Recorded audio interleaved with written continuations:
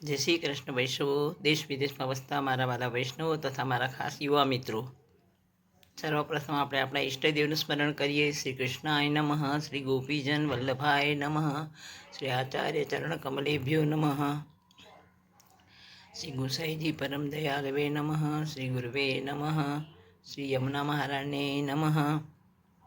તો વૈષ્ણવો, આજે આપણો બ્રહ્મ સંબંધના જે દરેક શબ્દ જે આપણે પ્રભુને સમર્પિત કર્યું છે તેના વિશે આપણે વિસ્તૃતમાં માહિતી લઈ રહ્યા છે, તેનું ગુજરાતીમાં સમજી રહ્યા છે.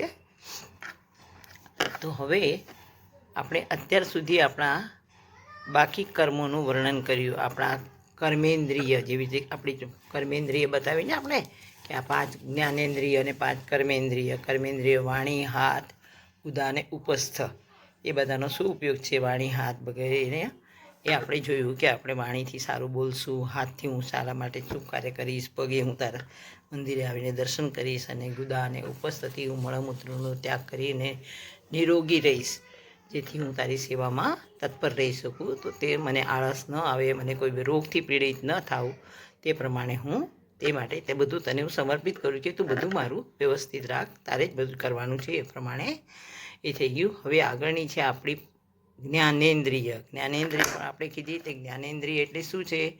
આપણા નાક, કાન, જીભ, ત્વચા, આંખો, એ બધી પણ તને સમર્પિત કરું છું. તો હવે હું જે અત્યાર સુધી મારી જે ભૂલ થઈ હતી છે, મારું અત્યારે કામ વાસનામાં બધે મારું જે ચિત્ત ફરતું હતું, વિષય ભોગમાં મારું એ બધા ઇન્દ્રિયોનો ઉપયોગ કરતો હતો, હવે ફક્ત તારા માથે સમર્પિત કરીશ. જેમ કે આંખ તારા દર્શન કરીશ, તારા સ્વરૂપને ભક્તિમાં મસ્ત રહેશે, તારા સ્વરૂપનો જોઈ આનંદ પામીશ. કાન દ્વારા હું તારા ભજન, કીર્તન વગેરે સાંભળીશ, તારી કથા સાંભળીશ. નાક દ્વારા તારી સેવામાં સમર્પણ કરેલા જે સુગંધ પદાર્થો સુગંધયુક્ત છે કે નહીં તેની ચકાસણી કરીશ. ત્યારબાદ જે ધરવાની સામગ્રી છે તે પણ સુગંધીદાર છે કે નહીં તે જાણીશ. તે સામગ્રી બળી ગયેલી કે બગડી ગયેલી હોય તો તેને હું તને સમર્પિત ન કરતા નવી સામગ્રી સિદ્ધ કરીશ. જીભ દ્વારા હું તારા ગુણગાન કરીશ, અને તારા માટે મેળવેલી જે સામગ્રી છે ઉત્તમ પ્રકારની છે કે નહીં તે નાક વડે નહીં સમજો તો જીભ દ્વારા ચાખીને તને ખાતરી કરી દઈશ. એમ કરું તો હે નાથ, તેને અસમર્પિત કે સામીભુક્ત સમજીને તું એનું ગ્રહણ નહીં કરે એવું ના કરતો તારે, કારણ કે મારી ભાવના સારી જ છે, હું તને સારું જ સમર્પિત કરું છું, એટલે મેં એને ચાખેલું જ છે. એટલે ચાખીને તું તેને અસમર્પિત કરેલું છે એમ ના સમજીશ. મને મારા પ્રભુને સારું જ ધરાવવું છે એ મારી ભાવના છે. જ્યારે મને જીભ દ્વારા નહીં સમજે ત્યારે, અત્યારે કોઈ સુગંધથી નહીં સમજે ત્યારે હું તેને જીભ દ્વારા ચાખીને તને સારું જ સમર્પિત કરીશ, એવું આમાં અને ભાવના છે. અને ત્વચા, આવે છે આપણી ત્વચા,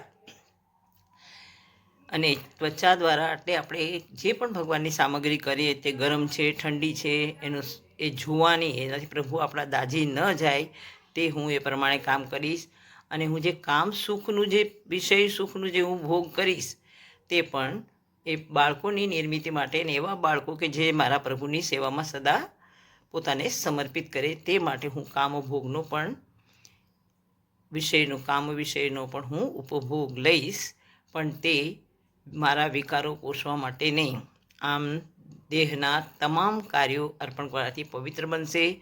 અપવિત્ર કાર્યો હું કરીશ નહીં, કારણ કે દીદી બધી ઇન્દ્રિયોને તેને સમર્પિત હોય, બધી તારો જ અધિકાર છે, અને તે આનંદ ખાતર હું તેનો ઉપયોગ કરીશ. હવે પ્રાણના કાર્ય છે, મારા 10 પ્રકારના જે કાર્ય તે પણ તને સમર્પિત, બધી વાયુ તારી ઈચ્છાને આધીન છે, પરંતુ તને સમર્પિત થતાં હવે તેને વાણી ઈચ્છા પ્રમાણે તે ચાલે, તે તારી ઈચ્છા પ્રમાણે જ ચાલે એવું ઈચ્છીશ. સુખ મળે કે દુઃખ, રોગ મળે કે નિરોગી શરીર, એ તારી ઈચ્છા છે, માની હું હર્ષથી તે સ્વીકાર કરીશ.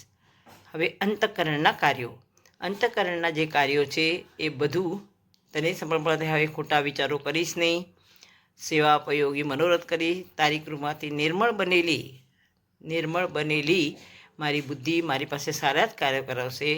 વૈષ્ણવ ગાયત્રીમાં શ્રી વલ્લભ આજ્ઞા કરે છે કે બુદ્ધિ પ્રેરક કૃષ્ણસ્ય પાદ પદ્મમ પ્રસિદ્ધતું, એટલે કે બુદ્ધિના પ્રેરક શ્રી કૃષ્ણના ચરણ કમળ પ્રસન્ન થાય. બુદ્ધિ તો તેને સમર્પણ કરી, તેને હવે હું પ્રેરણા કરજે, મારી બુદ્ધિ હવે તારી પ્રેરણાથી સત્કાર્યો કરવા મને પ્રેરણા કરે. મારા ચિત્તમાં હંમેશા તારું મનમોહક રૂપ રહે એમ હું માનું છું કે હું જ બધું કરું છું. મારા કરતાં પણ અભિમાન હવે દૂર થશે. તો હે પ્રભુ, બધું હવે તારી ઈચ્છા પ્રમાણે જ કરજે. હું અંતઃકરણના કાર્યો પણ તને સમર્પિત કરું છું. આ પ્રમાણે અહંતાના બધા વિષયો સમર્પિત કર્યા પછી મમતાના બધા વિષયો સમર્પણ કરવાના છે. તેનું વિવેચન આપણે આગળ જોઈશું. અહંતાના વિષયો પૂર્ણ થયા, હવે મમતાના વિષયો. જય શ્રી કૃષ્ણ વૈષ્ણવો.